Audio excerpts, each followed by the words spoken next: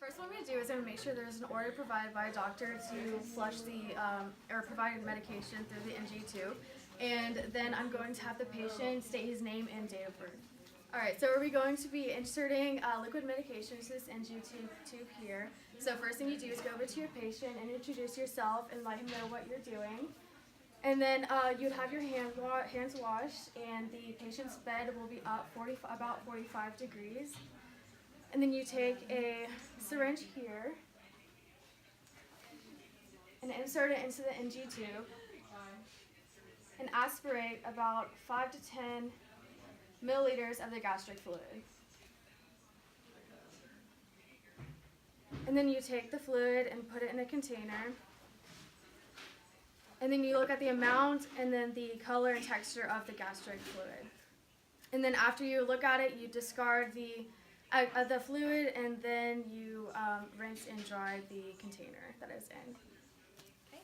The next step of administration is to irrigate your nasogastric tube to make sure that there's no leftover gastric contents or any clogs in your tube. So you'll get about 50 milliliters of water, sterile water, and insert it into your tube. You can do it by gravity. If you meet any resistance, you can do a little pressure to get the clogs out.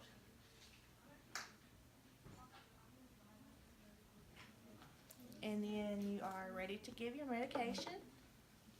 Okay, so I'm going to go to the med room, and I'm going to get the medication and get it ready and check it in the med room, and then I'm going to bring it to the bedside. And whenever I'm at the bedside, I'm going to check his medical record and make sure that we have an order for this. So I'm going to do the 5 rights. I'm going to make sure it's the right patient, the right medicine, the right dose, the right time, and the right route. And then I'm going to check the medication at the bedside. And then before I administer it, I'm going to ask the patient to state his name and date of birth. And then I'm going to scan the patient, his armband, the medication, and then I'm going to scan the nurse's tag before I administer it. Okay, so first you draw up however much medication was on the order.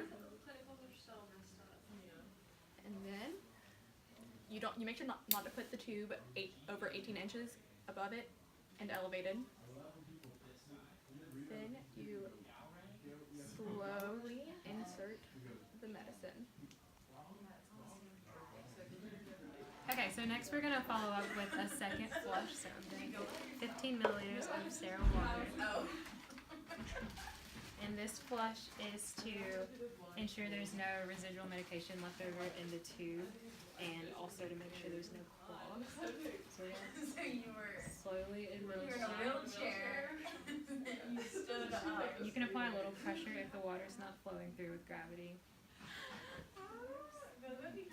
What we have. 24 hours. And then before I leave, I'm going to make sure that the patient's in a comfortable position and that they have their call light and that the bed rails are up.